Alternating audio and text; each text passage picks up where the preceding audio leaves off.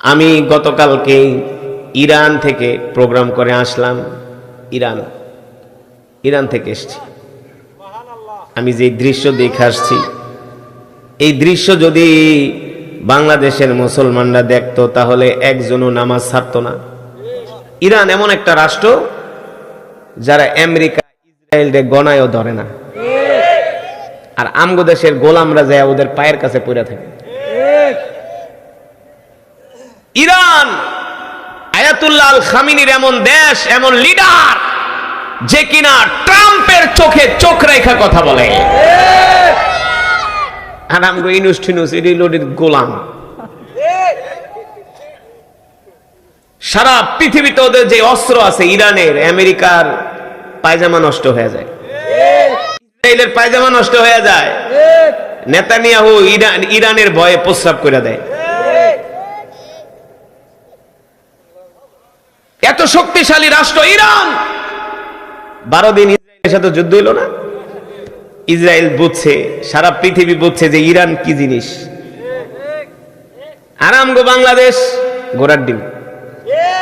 চাপাবাজি ছাড়া আর কিছুই নাই, রাজনীতির মিথ্যাচার ছাড়া আর কিছুই নাই। এই দেশের রাজনীতিবিদরা যে কত নম্বর প্রতারক আর ভণ্ড, পৃথিবীর কোথাও এত চাপাবাজ রাজনীতি কোথাও নাই। দেশ উন্নয়নের নামে ঘোড়ার ডিম। একটা অস্ত্র কিনতে পারে না, একটা ক্ষেপণাস্ত্র বানাইতে পারে না, যুদ্ধ বিমান এই দেশটাকে যাতে ভারত দখল করতে না পারে। ভারত শুধু সুযোগের অপেক্ষায় আছে, সুযোগ পাইবো বাংলাদেশ দখল করে নিয়ে যাবে। একটা অস্ত্র কিনতে পারে না, খালি চাপাবাজি, বাটপার কোথাকার। ইরান আজকে সারা পৃথিবীর পরাশক্তি। কারণ কি? কারণ সেই দেশের মানুষের ইমানের পাওয়ার আছে। যদিও তারা শিয়া সুন্নিও আছে, তাদের ইমানের পাওয়ার থাকার একমাত্র কারণ হলো ইরানের ম্যাক্সিমাম মানুষ তারা কোরআন পড়তে জানে।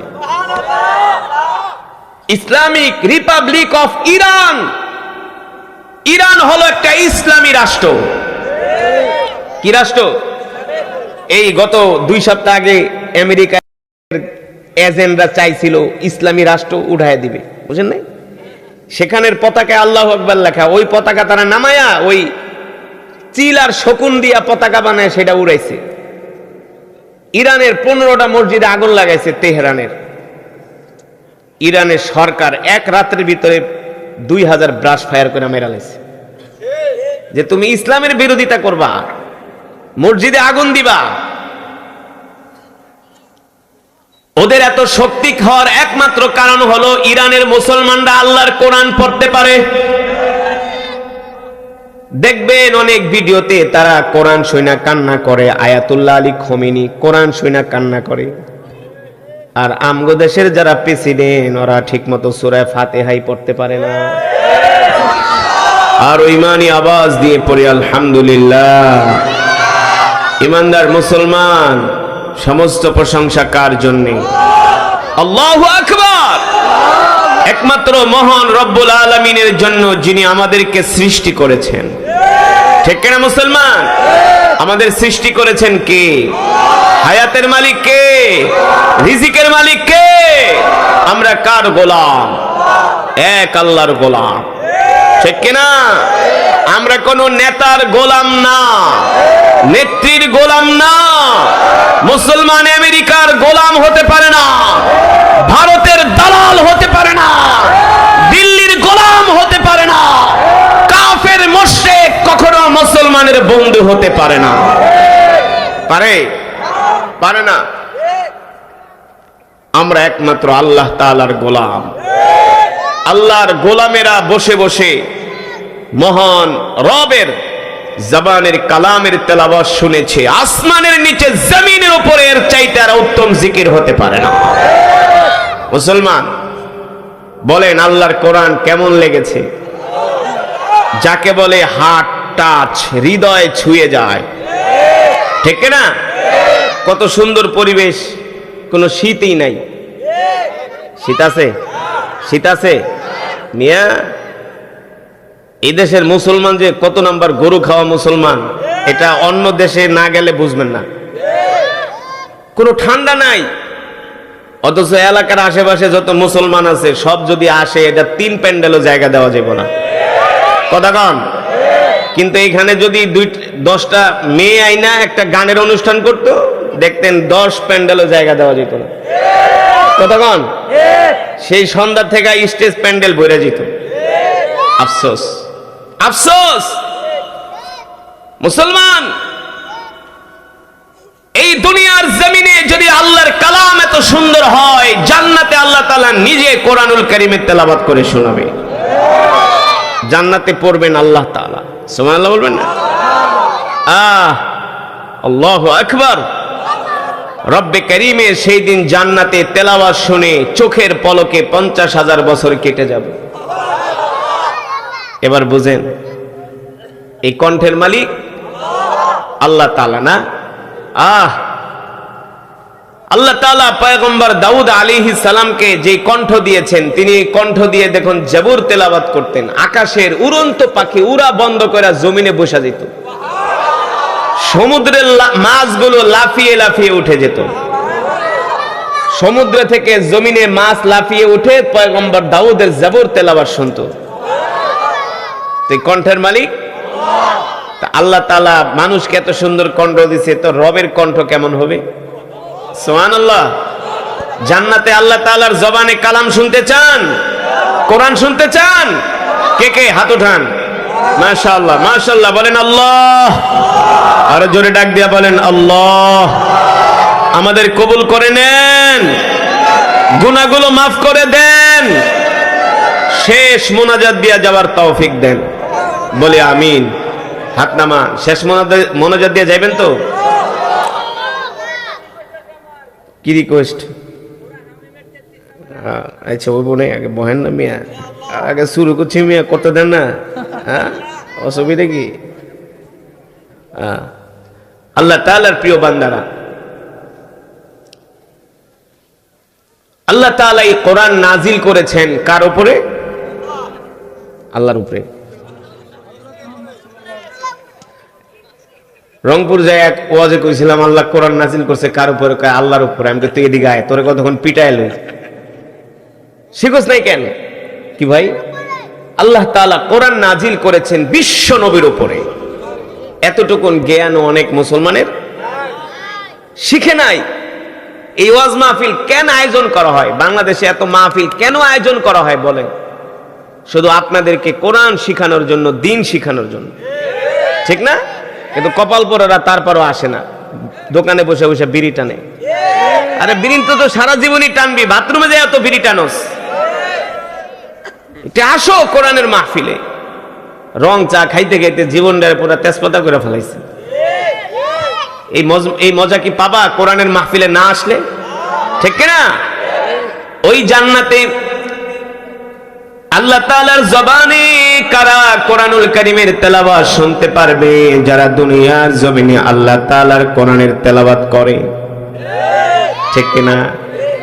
যারা দুনিয়ার জমিনে আল্লাহর কোরআনকে ভালোবাসে, কোরআনের মজমায় আসে, কোরআনের মাহফিলে আসে, তারাই কেবলমাত্র জান্নাতে আল্লাহ তাআলার জবানে কালাম শুনতে পারবে।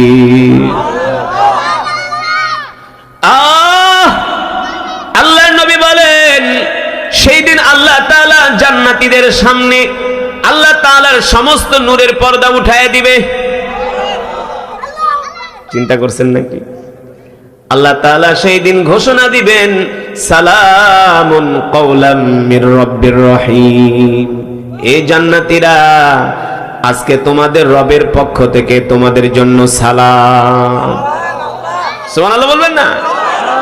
তোমাদের রবের পক্ষ থেকে তোমাদের জন্য সালাম।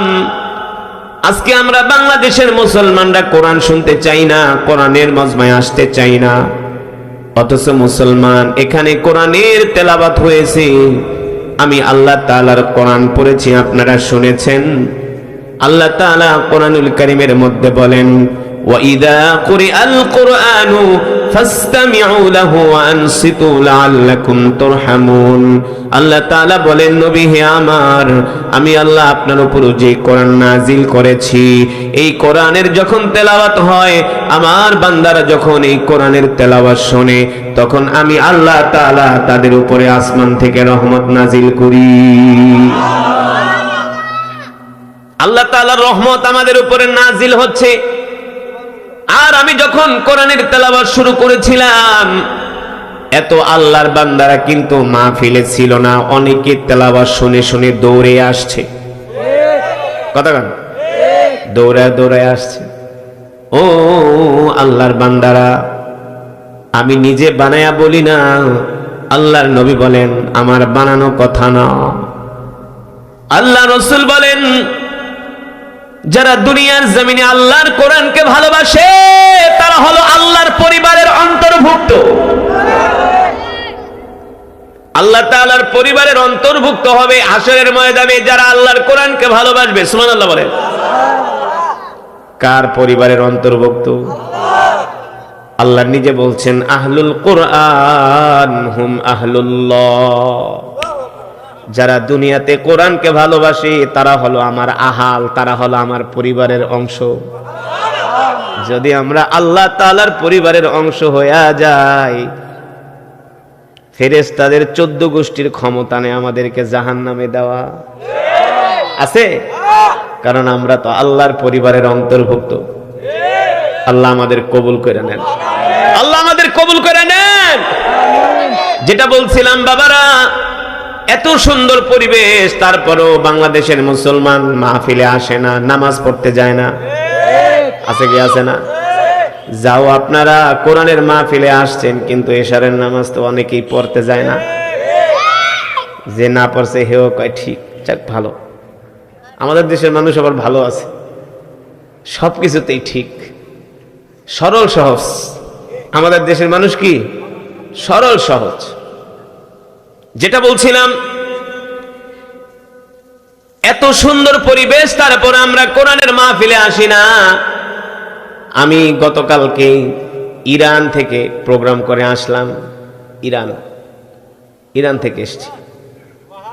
আমি যে দৃশ্য দেখে আসছি, এই দৃশ্য যদি বাংলাদেশের মুসলমানরা দেখতো, তাহলে একজনও নামাজ ছাড়তো না। আমি যখন ইরানের রাজধানী তেহরানে বিমানবন্দরে নামলাম,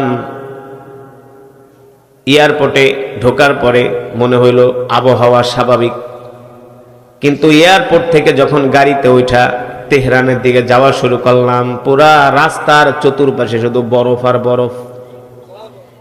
কি 0 ডিগ্রি সেলসিয়াস। ডিপ ফ্রিজ আছে না?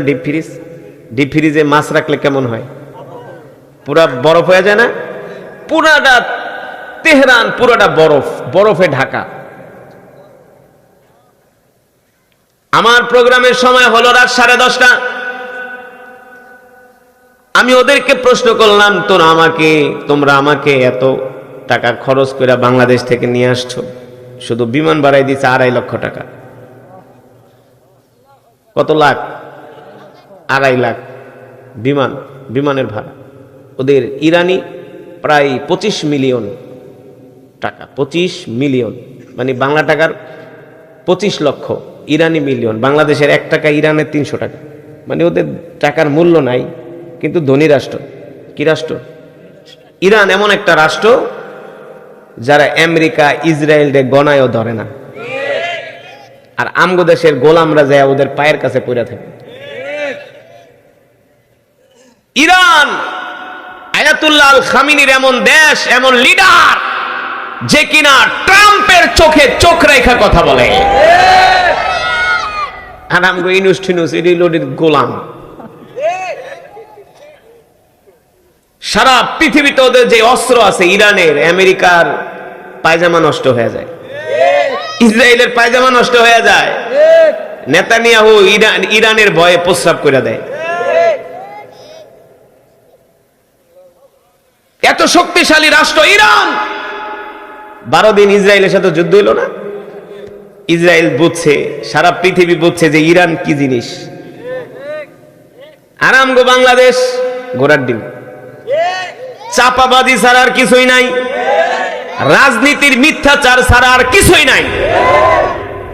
এই দেশের রাজনীতিবিদরা যে কত নম্বর প্রতারকার ভণ্ড, পৃথিবীর কোথাও এত চাপাবাজ রাজনীতি কোথাও নাই। দেশ উন্নয়নের নামে ঘোড়ার ডিম, একটা অস্ত্র কিনতে পারে না, একটা ক্ষেপণাস্ত্র বানাইতে পারে না, যুদ্ধ বিমান এই দেশটাকে যাতে ভারত দখল করতে না পারে। ভারত শুধু সুযোগের অপেক্ষায় আছে, সুযোগ পাইবো বাংলাদেশ দখল করে নিয়ে যাবে। একটা অস্ত্র কিনতে পারে না, খালি চাপাবাজি, বাটপার কোথাকার। ইরান আজকে সারা পৃথিবীর পরাশক্তি। কারণ কি? কারণ সেই দেশের মানুষের ইমানের পাওয়ার আছে। যদিও তারা শিয়া সুন্নিও আছে,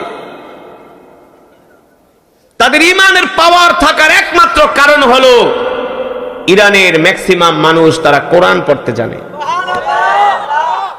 Islamic Republic of Iran, Iran হলো একটা ইসলামী রাষ্ট্র। কি রাষ্ট্র? এই গত 2 সপ্তাহ আগে আমেরিকা ইসরায়েলের এজেন্টরা চাইছিল ইসলামী রাষ্ট্র উঠায় দিবে, বুঝেন নাই? সেখানের পতাকায় আল্লাহু আকবার লেখা, ওই পতাকা তারা নামায়া ওই চিল আর শকুন দিয়া পতাকা বানায় সেটা উড়াইছে। ইরানের 15টা মসজিদে আগুন লাগাইছে তেহরানের। ইরানের সরকার এক রাতের ভিতরে 2000 ব্রাশ ফায়ার করে মেরা লাইছে যে তুমি ইসলামের বিরোধিতা করবা, মসজিদে আগুন দিবা। ওদের এত শক্তি হওয়ার একমাত্র কারণ হলো ইরানের মুসলমানরা আল্লাহর কোরআন পড়তে পারে। দেখবেন অনেক ভিডিওতে তারা কোরআন শুইনা কান্না করে, আয়াতুল্লাহ আলী খোমেনি কোরআন শুইনা কান্না করে। আর আমগো দেশের যারা প্রেসিডেন্ট ওরা ঠিক মতো সূরা ফাতিহাই পড়তে পারে না। এই কারণে সবগুলা চোর, দিন নাই ধর্ম নাই, ঠিক কিনা? তারপরেও মাশাআল্লাহ দেখতেছি তারেক রহমান নামাজ টামাজ পড়ে, দেখলাম মাশাআল্লাহ ভালো দেখলাম, নামাজ কালাম পড়ছেন, নামাজ কালাম পড়ছেন দেখলাম বিবারিয়ার এক সমাবেশে। ভালো, এটা বাংলাদেশের রাজনীতিতে একটা ইতিবাচক, ঠিক না? সব নেতারা তো মিটিং করতে খালি বিড়িটা নেয় না, কি ভাবলো সিগারেট খায়, মনে হয় আর বাপের টাকা দিয়া খায়। এগুলো সব জনগণের পয়সা, সব গার্মেন্টস শ্রমিকদের পয়সা, প্রবাসীদের পয়সা, এদেশের কৃষকদের পয়সা। ওই চোরেরা হাজার হাজার কোটি টাকা চুরি করে বিদেশে দেয়া পালায় আছে। ওই টাকা চুরি না করে যদি ওরা অস্ত্র কিনতো, আজকে ভারত কথায় কথায় আমাদের হুমকি দিতে পারতো না। মিয়া বুঝতেছেন না? আজকে গাজার কেন এই অবস্থা? গাজার অস্ত্র না, এই কারণে ইসরায়েল গাজা দখল করতে পারছে। অস্ত্র থাকলে পারতো? পারতো না।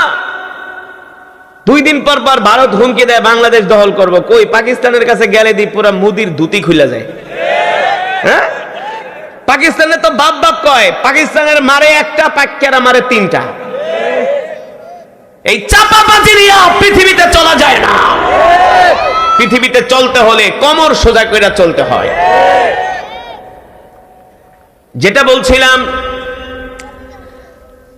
আমি ওদেরকে জিজ্ঞেস করলাম, তোমরা আমাকে এত টাকা খরচ করে তোমাদের এই দেশে প্রোগ্রামে আনলা, পুরা তেহরানে বরফ, একে তো বৃষ্টি, একে তো শীত, আবার দ্বিতীয়তে বরফের বৃষ্টি হচ্ছে, বরফ। আসরের পরে মনে হয় যে পুরা বরফের মতো, বৃষ্টির মতো বরফ পড়তেছে। আমি বলি এটা আবার কোন দেশ? 1 মিনিট বাইরে দাঁড়ানো যায় না, পুরা শরীর শীতে, পুরা শরীর একেবারে কাঠ হয়ে যায়, শুকায়া যায়, হাড্ডিগুলো শক্ত হয়ে যায়, চামড়াগুলো শক্ত হয়ে যায়, এত ঠান্ডা। আমি বললাম, তোমরা আমাকে তোমাদের দেশে আনলা, এই প্রোগ্রামে কি মানুষজন আসবে কিনা শীতের ভিতরে? একজন ইরানিয়ান আমাকে বলে, তুমি আমার সাথে চলো, গেলেই দেখবা। বিশ্বাস করেন, তেহরান থেকে প্রায় 70 কিলোমিটার দূরে আমাকে গাড়ি দিয়ে নিয়ে গেল। আমি যখন রাস্তা দিয়ে যাওয়া শুরু করলাম, দেখলাম এমন অবস্থা জীবনেও কোনোদিন আমরা এমন বরফ দেখি নাই। যেই এরিয়াতে আমার প্রোগ্রাম ছিল, এই যে দেখেন বরফ কারে বলে, কত প্রকার ও কি কি দেখছেন।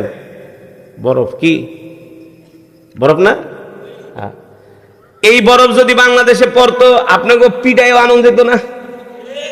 আইতেন? বিরিয়ানির পোটলা দিয়ে আইতেন না? কিন্তু বাবা বিরিয়ানি বাসায় দিয়ে যা, খাতার ভিতরে বসে খাই কম্বলের ভিতরে।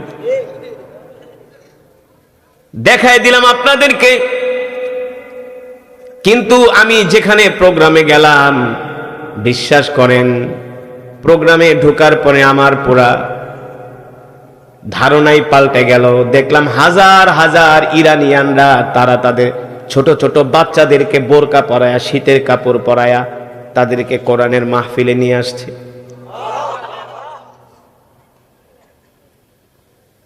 এত প্রচন্ড বরফের মধ্যে ইস্পাহানে এক জায়গায় গেলাম, প্রচন্ড ঠান্ডা পড়তেছে, বরফ পড়তেছে। এই বরফের ভিতরে মানুষ হেঁটে হেঁটে নামাজে আসতেছে। ও মুসলমান, আল্লাহ তাআলার হুকুম মানতে যায় কোনো অজুহাত খাটে না। আর যারা অজুহাত দেয় তারা কখনো মুমিন হতে পারে না। ঠিক কিনা বলেন? আল্লাহর বান্দারা, আল্লাহ তাআলা এই কোরআন নাজিল করেছেন বিশ্বনবীর উপরে। বিশ্বনবী রাহমাতুল লিল আলামিনের উপরে আল্লাহ তাআলা কোরআন নাজিল করেছেন। আমরা যদি ওই বিশ্বনবী রাহমাতুল লিল আলামিনকে যদি আমরা ভালোবাসতে চাই, ওই বিশ্বনবীকে যদি আমরা আমাদের জীবনের চেয়েও, আমাদের প্রাণের চেয়েও যদি বিশ্বনবীকে ভালোবাসতে চাই, তাহলে আল্লাহ তাআলার হুকুম আমাদেরকে মানতে হবে। ঠিক কিনা বলে? বিশ্বনবী রাহমাতুল লিল আলামিন যার উপরে আল্লাহ তাআলা কোরআন নাজিল করছেন, ঠিক কিনা? সেই নবীকে আল্লাহ তাআলা কোরআন দিয়া পাঠাইছেন আর বলছেন, নবী আমি আল্লাহ আপনার উপর যেই কোরআন নাজিল করেছি, আপনি আপনার উম্মতদেরকে বলেন, আমার বান্দাদেরকে বলেন, তারা যাতে কোরআন অনুযায়ী তাদের জীবনকে পরিচালনা করে। আমরা কি কোরআন অনুযায়ী চলি? কোন সমাজের কয়জন মানুষ 5 ওয়াক্ত নামাজ পড়ে? 5 ওয়াক্ত নামাজ পড়ে না, হালাল খায় না, হারাম খায়, সুদ খায়, ঘুষ খায়, মিথ্যা কথা বলে। কথা কন। অথচ আপনার আমার কলিজার টুকরা বিশ্বনবী রাহমাতুল লিল আলামিন, আল্লাহ নবী রাহমাতুল লিল আলামিন 63 বছর জিন্দেগিতে কোনোদিন মিথ্যা কথা তো দূরের কথা, আল্লাহ রাসূলের জবান দিয়ে একটা অসার কথাও বের হয় না। ঠিক না? এমন একজন নবী আমরা পেয়েছি, যেই নবীর উম্মত হওয়ার জন্য আগেকার পয়গম্বররা পর্যন্ত আল্লাহ তাআলার কাছে দরখাস্ত করেছে, কিন্তু আল্লাহ তাআলা বিনা দরখাস্তে আপনাকে আমাকে বিশ্বনবীর উম্মত বানাইছে। খুশি নাকি বেজার? ও মুসলমান, তুমি জানো না বিশ্বনবীকে শুধু মানুষরাই ভালোবাসে না, বনের পশুরা পর্যন্ত বিশ্বনবীকে ভালোবাসে। বনের পশুরা। তুমি তো বিশ্বনবীর উম্মত হয়ে রাসূলের সুন্নাত মানো না? না, রাসূলের আখলাক, রাসূলের চরিত্র আমাদের মাঝে নাই, রাসূলের আদর্শ আমাদের মাঝে নাই। অথচ বিশ্বনবী রাহমাতুল লিল আলামিনের জন্য জঙ্গলের প্রাণীগুলো তার জন্য পাগল। বিশ্বনবীর জন্য জঙ্গলের প্রাণীরা পর্যন্ত পাগল। সিরাতের কিতাবের মধ্যে আসছে, বনু সালামা গোত্রের একজন লোক, মদিনায় তার একটা খেজুরের বাগান ছিল। কি ছিল? দেখেন আল্লাহ রাসূলকে যে আমি বললাম, বনের পশুরা পর্যন্ত আল্লাহ নবীর কথা শুনতো, আল্লাহ রাসূলকে ভালোবাসতো। বনের পশু কি? বনের পশু। বনু সালমা গোত্রের একজন লোক, মদিনায় তার একটা খেজুরের বাগান ছিল। কি ছিল? জোরে বলে। খেজুরের বাগান ছিল। ওই লোক খেজুরের বাগানে একটা উট লালন পালন করতেন, একটা উট তিনি পালতেন। ওই উটের কাজ ছিল উটের পিঠে করে কূপ থেকে পানি এনে খেজুরের বাগানে, খেজুর গাছের গোড়ায় পানি দিতেন, আঙ্গুরের বাগানে পানি দিতেন, ওই উটের পিঠে করে পানি বহন করে।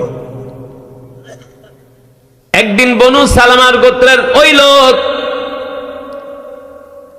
উটের পিঠে পানি যখন উঠায় দিল, উট তার পিঠে পানি বহন করতে রাজি হলো না। উল্টা উটের মালিককে উট গেল তার গায়ে আঘাত করার জন্য। সে তার পিঠের ভিতরে পানির বোঝা উঠায় দেয়, পানির বোঝা তো বহন করে না, উল্টা উটের মালিককে যায় আক্রমণ করে, কামড় দেয়। তার উপরে উট চড়াও হয়।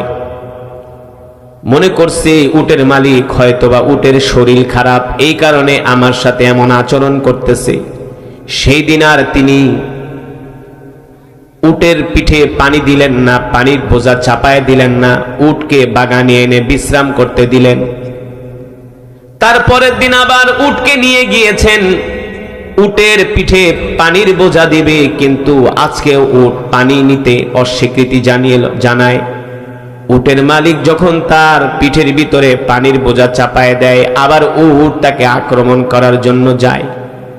শুধু আক্রমণ করার জন্য যায় না, উট বাগানের যেই দরজা, যেই গেট, ওই গেটের সামনে উট বসে থাকে। বাগানের খেজুরগুলো পেকে গিয়েছে, ওই খেজুর পাড়ার জন্য ওই বাগানের ভিতরে মানুষগুলো যখন প্রবেশ করে, উট কাউকে প্রবেশ করতে দেয় না, যাকে দেখে তাকেই কামড় মারে। উটের দাঁত দেখছেন? উটের দাঁত, উটের দাঁত অনেক বড় বড়। উট কাটা পর্যন্ত খেয়ে ফেলে। উট, মরুভূমিতে একটা গাছ আছে কাঁটাযুক্ত গাছ, সেই গাছ উট খেয়ে ফেলে। সুবহানাল্লাহ। উট যদি একদিন পানি পান করে, সেই পানি উট 40 দিন পর্যন্ত পানি স্টকে জমা রাখে। অর্থাৎ একদিন পানি খাওয়াই দিবেন, ওরা 40 দিন পানি খাওয়া লাগবে না। ওই যে পেটে নিয়ে পানিটাকে স্টক করে রাখে, সেখান থেকে অল্প অল্প করে খায়। আল্লাহ তাআলা কোরআনুল কারীমের মধ্যে বলছেন, আফালা ইয়ানজুরুনা ইলাল ইবিলি কাইফা খুলিকাত। এই উটের মধ্যেও তোমাদের জন্য শিক্ষা আছে। কি আছে? তোমরা উট থেকে শিক্ষা নাও। উটকে বলা হয় মরুভূমির জাহাজ। উটকে বলা হয় কি? এখনো আরবে উট দিয়া বোঝা বহন করে। এখনো উট এমন একটা প্রাণী যারা কিনা ঠান্ডার ভিতরে, বরফের ভিতরে বাঁচতে পারে, গরমের ভিতরেও। আমরা যখন সৌদি আরব, অনেক আরব রাষ্ট্রে যাই, দেখি এত গরম, প্রায় 50 ডিগ্রি সেলসিয়াস। একটা ডিম ভেঙে রাস্তায় পিচের ভিতরে দিলে সাথে সাথে ডিম পোস হয়ে যায়, ফ্রাই হয়ে যায়। সেই মরুভূমির মধ্যে দিয়ে উট দিব্যি চলতেছে। সুবহানাল্লাহ।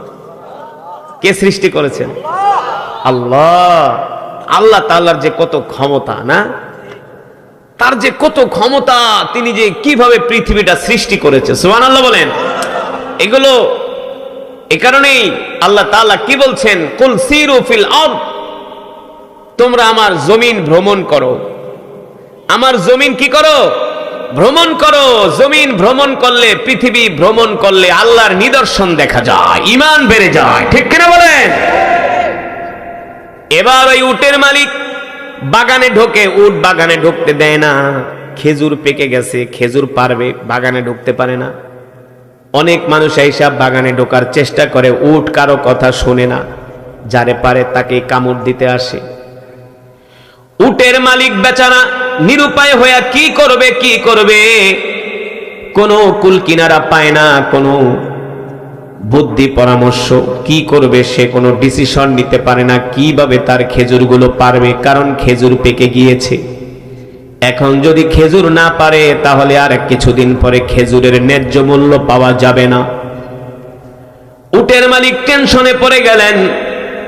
মদিনার একজন সাহাবী বলল, শোনো, তুমি যেই বিপদে পড়ছো, এই বিপদ থেকে তোমাকে আল্লাহ রাসূল ছাড়া আর কেউ সাহায্য করতে পারবে না। একমাত্র আল্লাহ নবী পারবে তোমাকে এই সময় তোমাকে হেল্প করতে। আল্লাহ নবী পারবে তোমাকে এই সময়, এই সিচুয়েশন থেকে তোমাকে উঠাতে। তুমি একটা কাজ করো, আল্লাহ নবী মুহাম্মদ সাল্লাল্লাহু আলাইহি সাল্লামের কাছে যাও, যে এই ঘটনাটা খুলে বলো। এবার বনু সালমা গোত্রের ওই উটের মালিক আল্লাহ রসুলের কাছে আসলেন মসজিদে নববীতে। এসে বললেন, ওগো আল্লাহ রসুল, মদিনায় আমার একটা খেজুরের বাগান আছে, খেজুরগুলো পেকে গিয়েছে, কিন্তু আমি একটা উট লালন করি, উট পালন করি। আমি এই উট দিয়ে আমি আমার মাল বহন করি। কূপ থেকে পানি এনে উটের পিঠে করে আমি আমার বাগানের ভিতরে সেচ কাজে আমি পরিচালনা করি। আমি আমার বাগানের যত গাছ আলে গাছের গোড়ায় আমি এই উটের পিঠে বহন করে পানি এনে আমি গাছের গোড়ায় ঢালি, আমি আমার ফসল ফলাই। কিন্তু কিছুদিন ধরে উট আমার কথা শোনে না। উট তার পিঠে কোনো বোঝা বহন করতে রাজি না, উল্টা আমাকে আক্রমণ করে, কামড়াতে আসে। শুধু আমি না, উট আমার বাগানের গেটের সামনে বসে আছে, কেউ বাগানে প্রবেশ করতে পারে না। অথচ আমার বাগানের খেজুরগুলো পেকে গিয়েছে। এই সময় যদি আমি খেজুর পারতে না পারি, আর কিছুদিন পরে আমি এর ন্যায্য মূল্য পাবো না। এই কথা শোনার পরে বিশ্বনবী রাহমাতুল লিল আলামিন সাহাবীদেরকে বললেন, চলো, তাহলে তো মানুষ ক্ষতিগ্রস্তের মধ্যে পড়ে যাবে। এখন যদি খেজুর বিক্রি করতে না পারে তাহলে তো অনেক বড় লসের মধ্যে পড়ে যাবে। চলো দেখি তাকে কোনো উপকার করা যায় কিনা। এই কথা বলে আল্লাহর নবী বিশ্বনবী ওই উটের মালিককে নিয়ে তার খেজুরের বাগানের কাছে আসলেন। আসার পরেই আল্লাহ নবীকে দেখা, উট ছিল বসা, আল্লাহ রসুলকে দেখা দাঁড়ায় গেলেন।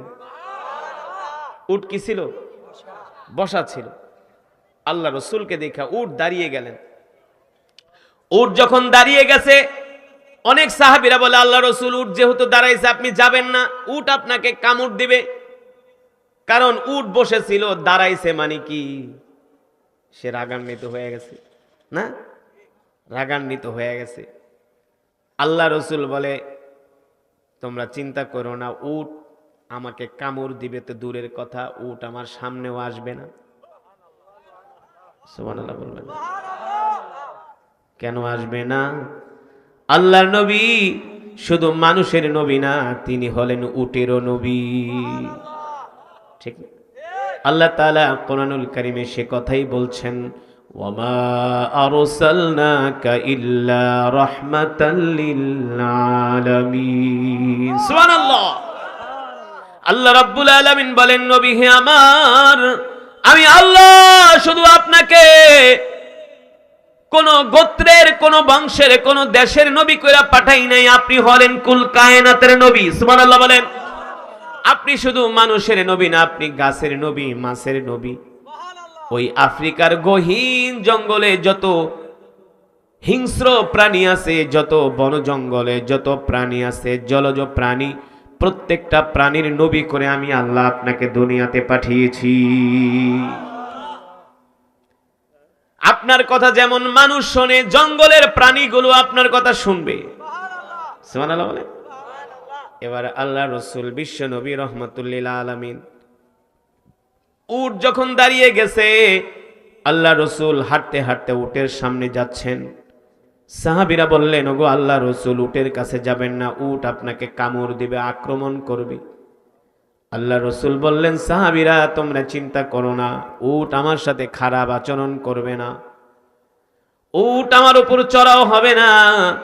এই কথা বলে বিশ্বনবী রাহমাতুল লিল আলামিন হাঁটতে হাঁটতে উটের কাছে গেলেন। উটের কাছে যাওয়ার পরে আল্লাহ রসুল দাঁড়িয়ে রইলেন। উট দূর থেকে দৌড়ায়া এসে আল্লাহ রসুলের পায়ের কাছে তার মাথাটা ঝুঁকিয়ে দিলেন। উট আল্লাহ রসুলের পায়ের কাছে এসে তার মাথাটা ঝুঁকিয়ে দিলেন। বুঝেন নাই? উট মাটিতে বসে তার মুখ, তার মাথাটা আল্লাহ রসুলের পায়ের কাছে ঝুঁকিয়ে দিলেন। আল্লাহ নবী উটের মাথায় হাত দিয়া বলে, কি তুমি পাগলামি করো কেন? মানুষে কামড় দাও কেন? সুবহানাল্লাহ বলে। উটের চোখ দিয়ে ঝরঝর করে পানি পড়তেছে। তার মানে উটের মনে কি আছে? কষ্ট আছে। আল্লাহু আকবার। আল্লাহ রসুল বলে, তুমি পাগলামি করো কেন? মানুষদেরকে কামড় দাও কেন? উট তার চোখ দিয়া ঝরঝর করে পানি পড়তেছে। আল্লাহ রসুল উটের মাথায় হাত দিয়া আদর করে দিতেছেন, হাত বুলায় দিতেছেন, আর বলতেছেন, শোনো, মানুষকে কষ্ট দিও না, মানুষকে কষ্ট দিও না, মানুষের উপরে চড়াও হয়েও না। এই কথা বলার পরে উট তার মাথা নাড়ায়া বলতেছে, আল্লাহ রসুল, আর আমি কোনোদিন মানুষকে কষ্ট দিব না। এবার আল্লাহ নবী বললেন, যাও। এই কথা বলার পরে উট আবার দাঁড়ায়া তার জায়গা মতো যেয়ে বসে পড়লেন। এবার ওই বনু সালমা গোত্রের উটের মালিককে আল্লাহ নবী ডাক দিয়া বললেন, এবার তুমি যাও উটের কাছে। এবার উটের কাছে যায়, আর উট তার উপরে চড়াও হয় না। তার মানে কি, আল্লাহর নবীকে শুধু মানুষ ভালোবাসে না, উটও আল্লাহ রসুলকে ভালোবাসি। ঠিক কিনা? সেই নবীর উম্মত আমরা খুশি নাকি বেজার? আরো জোরে বলেন, খুশি নাকি বেজার? ও মুসলমান, আল্লাহ রাব্বুল আলামিন কোরআনুল কারীমের মধ্যে বলেন, কুল ইন কুনতুম তুহিব্বুনাল্লাহ ফাত্তাবিউনি ইউহিব্বুকুমুল্লাহ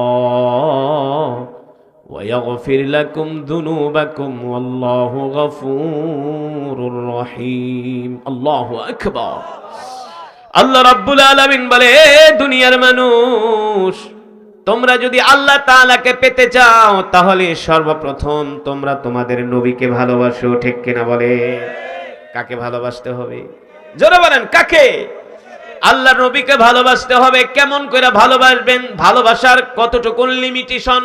আল্লাহ রসুলকে ভালোবাসার কোনো লিমিটেশন নাই। ঠিক কিনা বলেন? আল্লাহ রসুলকে ভালোবাসতে হবে নিজের জীবনের চেয়ে। কিসের চেয়ে? শুধু নিজের জীবনের চেয়ে না, সন্তানের চেয়েও আল্লাহর নবীকে ভালোবাসতে হবে। শুধু সন্তানের চেয়ে না, নিজের স্ত্রীর চেয়েও আল্লাহ রসুলকে ভালোবাসতে হবে।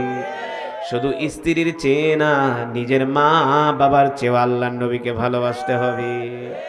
আমার কথা, আল্লাহ রাব্বুল আলামিন কোরআনুল কারীমের মধ্যে বলছেন, তোমরা তোমাদের নবীর অনুসরণ করো।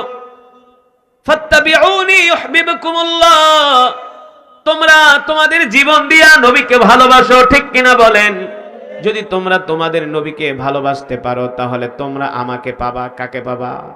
আল্লাহ তাআলা বলছেন, যদি তোমরা তোমাদের নবীকে ভালোবাসো তাহলে তোমরা আল্লাহ তাআলার নৈকট্য পাবা। তার মানে আল্লাহ রসুলকে ভালো না বাসলে আল্লাহ তাআলাকে পাওয়া যাবে না। তাহলে আমরা আল্লাহর নবীকে ভালোবাসবো তো? জোরে বলেন, কিসের মাধ্যমে ভালোবাসবো? জিলাপি খায়া, মিলাদ পয়রা? তাহলে কি?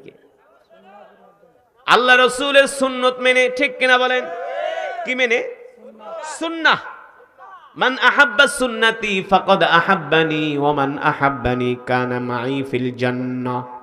আল্লাহর নবী বলে, উম্মত, তোমরা আমাকে ভালোবাসবা, ভালোবাসার প্রমাণ হলো আমার সুন্নত তোমাদেরকে জিন্দা করতে হবে। আল্লাহ রসুলের সুন্নত কি? আল্লাহ রসুলের সুন্নত হলো এক মুসলমান আর এক মুসলমানকে সালাম দিবে। কি দিবে? আফসুস সালাম ওয়া আতঈমুত তাআম লিনুল কালাম। সুবহানাল্লাহ বলেন। বর্তমানে সমাজের ভিতর থেকে সালাম উঠে গেছে। কথা কন। এখন আর মুসলমানকে সালাম দিতে চায় না। আবার কিছু মানুষ আছে একটু টাকা পয়সা হয়ে গেছে, এখন আর সালাম দিলে উত্তরও নেয় না। নাই সালাম দেয়, কোনো অনুভূতি নাই। আসসালামু আলাইকুম, না ওয়ালাইকুম সালাম কয় না। না বলে, তুই বেটা গরিব মানুষ, তোর সালামের উত্তর কি নিমু? কথা কন। অথচ আল্লাহ রসুল বলছেন, যদি তোমাকে কেউ সালাম দেয় তার সালামের উত্তরটা হাসি মুখে নিবা। ঠিক না? কেউ যদি আপনাকে সালাম দেয় হাসি মুখে বলবেন, ওয়ালাইকুমুস সালাম। সুবহানাল্লাহ। সালাম আল্লাহ রসুলের এমন একটা সুন্নত, একমাত্র এই সালাম দিয়াই এই জমিনে শান্তি প্রতিষ্ঠা করা যায়। যায় কি যায় না? সালাম দিলে অন্তরের অহংকার দূর হয়ে যায়। অহংকারীরা কখনো সালাম দেয় না? দেয়? অহংকারীরা সালাম দিতে চায় না। তারা সম্পদের অহংকার করে, ক্ষমতার বড়াই দেখায়, সালাম দেয় না, সালাম নেও না, ঠিক কিনা বলেন? অহংকার করো না, অহংকারী আল্লাহর জান্নাতে যাবে না, ঠিক কিনা? আপনার শত্রুকেও যদি আপনি 1 দিন 2 দিন 3 দিন সালাম দেন, 10 দিন সালাম দেওয়ার পরে শত্রু বন্ধুতে পরিণত হয়ে যায়, হয় কি হয় না? আমি বিদেশে গেছি মালয়েশিয়াতে প্রোগ্রাম করতে, এক যুবকের বাড়ি মাদারীপুর। কয় হুজুর দুঃখের কথা আপনারে কি কমু, আমার কপাল পুইরা গেছে। কি কয়? ওই বেটা তোর কপাল কই পড়ছে, কপাল তো ঠিক আছে। কয় না হুজুর আমার কপাল পুইরা গেছে, হুজুর আমার জীবন তেজপাতা হয়ে গেছে। কি হয়েছে? কয় হুজুর আমার বউ আমার কথা শোনে না, আমার বউ আমার কথা শোনে না হুজুর। 18 ঘন্টা ডিউটি করে পয়সা কামাই, টাকা পাঠাই, বউ ভালো ব্যবহার। আমি কি কারণ কি? কেন তোমার স্ত্রী তোমার কথা শোনে না বলো? তুমি তোমার স্ত্রীর সাথে কেমন ব্যবহার করো? তারে ফোন দিয়া কি কোনোদিন সালাম দিছো? আগে ফোন দিয়া কি করবা? আসসালামু আলাইকুম বেগম সাহেবা, আপনি কেমন আছেন? এমন একটা সুন্দর আচরণ যদি স্ত্রীর সাথে করে, তুমি মিয়া স্বর্ণে চেন দিলে যেই খুশি হইব, তার চাইতে কথায় তুমি তার মন জয় করে ফেলতে পারবা, ঠিক না? তুমি স্ত্রীর ফোন দিয়া কেমন আছোস, ফোন ধরস না কা, কোথায় যাস, ভাত ফুটাইছস কে, জাল বেশি দিছস কেন, লবণ কম দিছস কেন? তোমার স্ত্রী মনে মনে জাল তো দিছি, তোর একটু পরে এমন জাল খাওয়ামো পুরো একদম ডাইরেক্ট করে ফেলামো। হ্যাঁ, ঘরের দরজায় এসা খোল, দরজা খোল, ধমক, কই যাস? এটা আল্লাহ রসুলের সুন্নাহ না, ঠিক কিনা বলেন? ঘরের দরজায় এসে আল্লাহ রসুল বলছেন প্রথম সালাম দিবা কয়বার?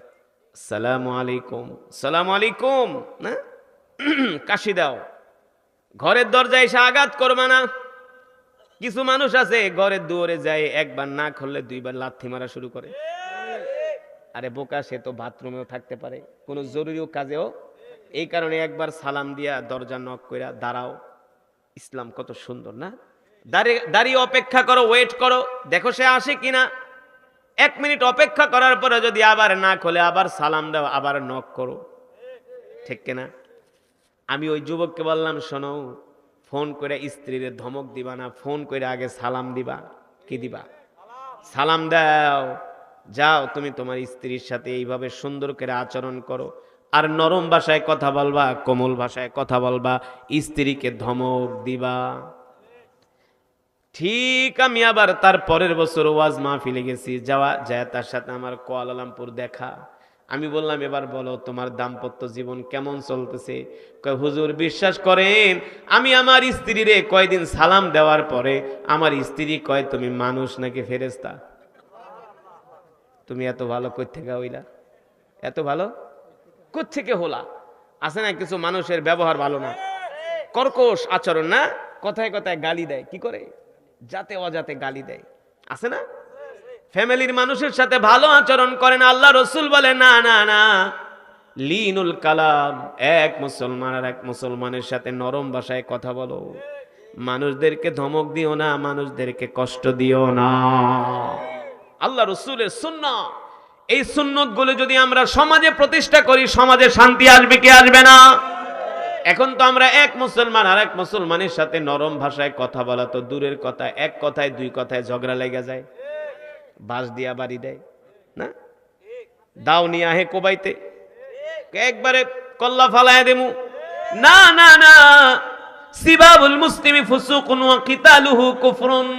আল্লাহ রাসূল বলছেন, কোন মুসলমানকে গালি দেওয়া ফাসিকি, আর কোন মুসলমানকে মুসলমান হত্যা করা কুফরি, ঠিক কিনা বলে? এবার আপনাদেরকে বললাম, আল্লাহ রাসূলের এই সুন্নত গুলো যদি আমরা মানি, সমাজে শান্তি আসবে কি আসবে না? আসবে না? এই যে দেখেন, বাংলাদেশের মানুষ এমনি সালাম দেয় না দেয়, নেতারা সালাম দিতে পারে না পারে, কিন্তু বাংলাদেশের সালামের একটা মৌসুম আছে। হ্যাঁ, এই তো মাশাআল্লাহ, সালামের কি আছে? ওই সময় কাডার আকাডা নাই, কাডার যারে পায় ওরে সালাম দেয়। কারণ কি? ইয়ে হাল তেরা জাল হে, মকসুদ তেরা মাল হে, কে আজীব তেরা চাল হে, ঠিক কিনা বলেন? জানে এক মাস সালাম দিতে, সালাম দিয়া কোন রকম ক্ষমতা পাইলেই তো মাল আর মাল। এই কারণে যারে পায় তারে কি করে, না না না, শুধু নির্বাচন আসলে সালাম না, বছরের প্রতিটা দিন মুসলমানদের সালাম দিতে হবে। কথা বলছি, বাস্তব না অবাস্তব? বাস্তব না অবাস্তব? আমরা সালাম দিব তো, ছোট বড়কে সালাম দিব, বড় ছোটকে সালাম দিব, ধনী গরিবকে সালাম দিব, গরিব ধনীকে সালাম দিব, অফিসের বস তার কর্মচারীকে সালাম দিবে, কর্মচারী তার বসকে সালাম দিবে। কার সুন্নাহ? আল্লাহ রাসূলের সুন্নাহ। এই সুন্নাহ যদি আমরা মানি, আমাদের সমাজে শান্তি আসবেই আসবে ইনশাআল্লাহ। বিশ্বাস করেন, পৃথিবীর কোন আইন দিয়া সমাজে শান্তি প্রতিষ্ঠা করা যাবে না। এই সমাজ থেকে মারামারি, কাটাকাটি, হানাহানি, হিংসা বিদ্বেষ দূর করা যাবে না একমাত্র আল্লাহ রাসূলের সুন্নাত ছাড়া, আল্লাহ রাসূলের আদর্শ ছাড়া। ঠিক কিনা বলেন? কথা সঠিক নাকি ব্যাঠিক? সঠিক। এই যে স্বাধীনতার 50 বছরে পারছে শান্তি প্রতিষ্ঠা করতে? চুরি, ডাকাতি, দুর্নীতি, ঘুষ, সন্ত্রাস কোনো কিছুই বন্ধ হয় না, হয় নাই। কিন্তু আল্লাহর জমিনে যদি আল্লাহর কোরআনের আইন বাস্তবায়ন করেন, আল্লাহ রাসূলের সুন্নাহ মানেন, দেখবেন সমাজে শান্তি চলে আসবে। তো রাজি আছেন আল্লাহ রাসূলের সুন্নাতগুলো মানবেন? রাজি আছেন ইনশাআল্লাহ? কে কে রাজি আছেন হাত উঠে আল্লাহকে দেখান। নারায়ে তাকবীর, নারায়ে তাকবীর। আল্লাহ আমাদের কবুল করেন। হাত নামান। মাশাআল্লাহ, মাশাআল্লাহ, মাশাআল্লাহ। আমরা আল্লাহ রাসূলের সুন্নাতগুলো মানব। তাহলে আজকের মাহফিলে এসে আপনারা খুশি নাকি বেজার? আপনাদেরকে আমরা আর কষ্ট দিব না, তবে মোনাজাত না দিয়ে কেউ উঠবেন না।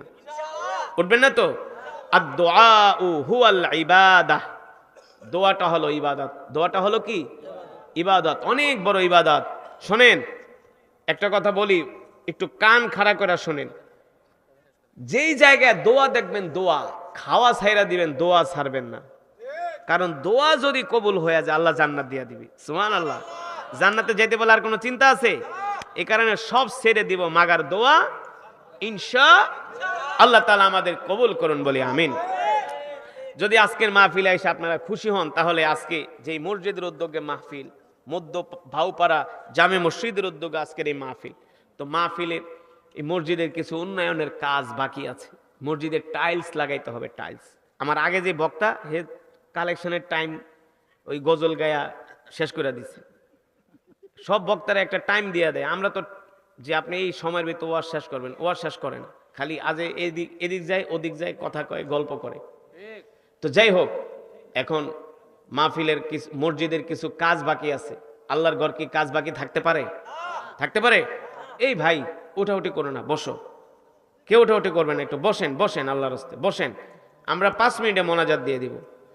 তো কেউ কে আসেন এই টাইলস করার জন্য? কয় টাকা চাবো প্রথম? 5000। 5000 টাকা কেউ দিবেন? 5000 টাকা কেউ আসেন টাইলস করার জন্য, যে হুজুর মসজিদের টাইলস করার জন্য আমি 5000 টাকা দিব। সময় কিন্তু 5 মিনিট। 5 মিনিটের ভিতরে কালেকশন শেষ। 5 মিনিট পরে আর কালেকশন হবে না। দেখি কোন আল্লাহর বান্দা আছেন যে হুজুর আমি মসজিদের টাইলসের জন্য 5000 টাকা দিব। দেখি কেউ আছেন? একজন একটু দাঁড়ায়, এখন একজন একটু দাঁড়ায় বলেন যে হুজুর আমি মসজিদের টাইলসের জন্য 5000 টাকা দিব। দেখি একজন, একজন, একজন। আর নালে আপনারা মাশাআল্লাহ। ওই যে ভাইয়ের নাম কি? ভাই নাসির ভাই। নাসির ভাই দিবেন 5000 টাকা। বলি মারহাবা। আল্লাহ নাসির ভাইরে কবুল আর মঞ্জুর করেন, বলি আমিন। আর কি আর একজন দিবেন 5000 টাকা? আছেন 5000 টাকা? আরেকজন